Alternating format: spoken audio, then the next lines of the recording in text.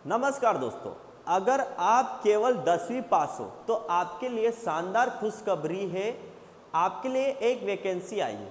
अब वो वैकेंसी क्या है इस वीडियो में हम जानेंगे और साथ में ये जानेंगे कि उसके कुल पद कितने हैं और ये जानने की कोशिश करेंगे उसमें कि इसमें कौन कौन से विद्यार्थी फॉर्म डाल सकते हैं और ये भी जानेंगे कि उनकी उम्र कितनी होनी चाहिए।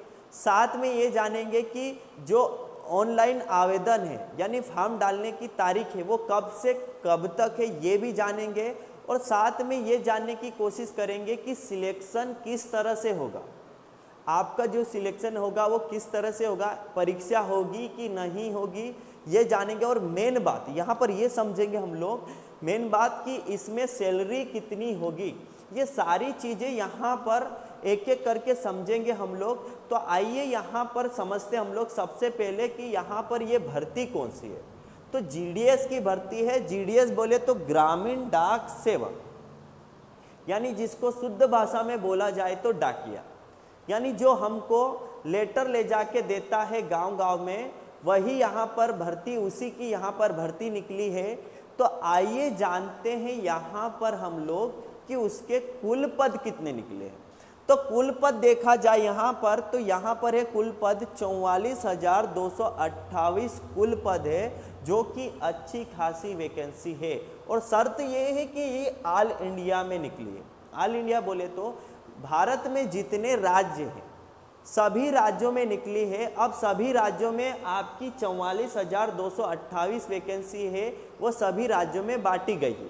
किसी राज्य में कम है, किसी राज्य में ज़्यादा है, सारी इसमें वैकेंसी बांटी गई है।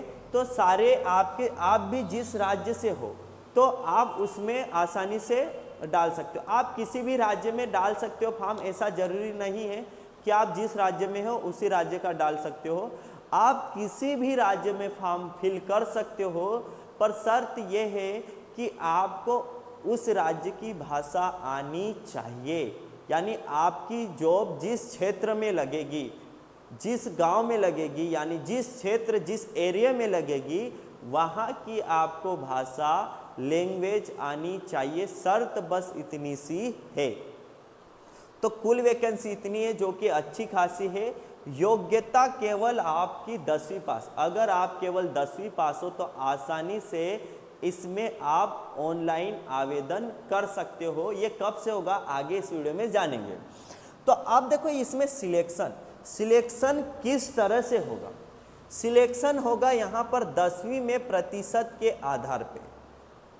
आपका सिलेक्शन होगा 10वीं में आपके जितने प्रतिशत बने, यानी प्रतिशत अगर आपके अच्छे खासे बने हो तो आपका सिलेक्शन आसानी से इसमें हो जाएगा। तो सिलेक्शन यानी मेरिट लगेगी, जिसके ज़्यादा प्रतिशत होंगे उसको आसानी से इसमें जॉब मिल जाएगी। तो सिलेक्शन होगा प्रतिशत के आधार पे, जितने ज़्यादा प्रतिशत होंगे उतने ज़्यादा आपके चांस रहेंगे कि सिलेक्शन होने के।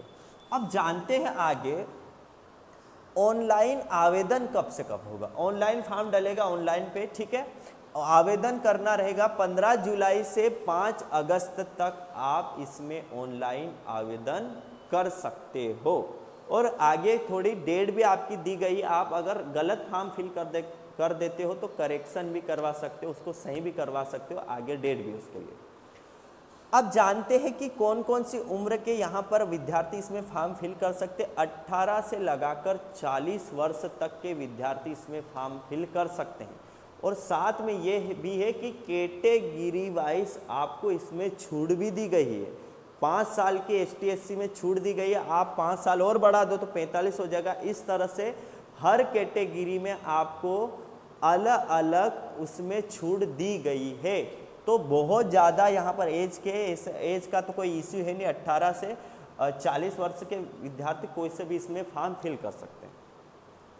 मेन बात यहाँ पर यह आती है कि इसमें सैलरी कितनी क्या रहेगी। अब सैलरी जानने की कोशिश करते हैं। तो सैलरी यहाँ पर दो भाग है, यहाँ पर 2 पोस्ट है, यहाँ पर 2 प्रकार की पोस्ट बोल सकते हैं। यहाँ पर एक है यहाँ पर branch post master. Branch post master की सैलरी है 12,000 से लगाकर आपकी बढ़ते बढ़ते चली जाएगी 29,380 रुपये तक आपकी सैलरी बढ़ सकती है, आगे बढ़ती रहेगी। और जो असिस्टेंट ब्रांच पोस्ट मास्टर है, यानी इसका असिस्टेंट वाली है, वो है 10,000 से लगाकर 24,470 रुपये तक आपकी यहाँ पर सैलरी जा सकती है।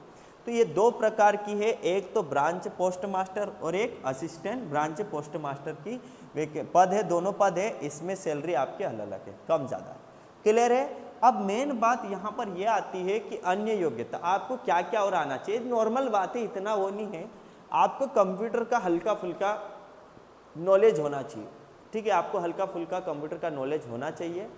और आपको साइकिलिंग बोले तो आपको साइकिल का नॉलेज होना चाहिए, साइकिल चलाते आना चाहिए, वो जो कि आप नॉर्मल बात है, हर कोई चला लेगा।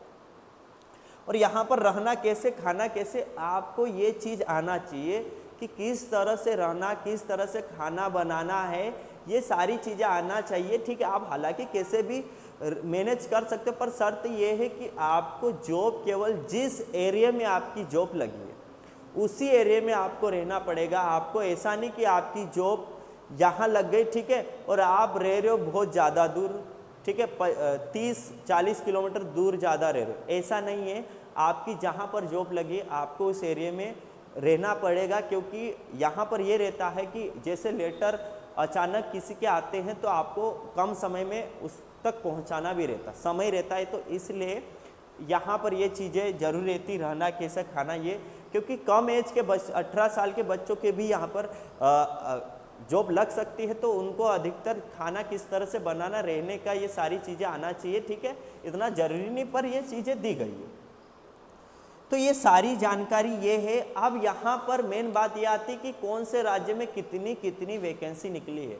तो मैं डिस्क्रिप्शन बॉक्स में आपको यहाँ पर लिंक दे दूंगा, वहाँ पर जाके देख सकते हो, क्योंकि यहाँ पर पूरे भारत के राज्य, उसमें हर राज्य में वैकेंसी कितनी है, तो आप लिंक जहाँ पर मैं दे दूंगा वहाँ जाके देख सकते हो कि कौन कौन से राज्य में कितनी कितनी वैकेंसी है और कौन कौन से राज्य में आप फॉर्म डाल सकते हो, देख सकते हो।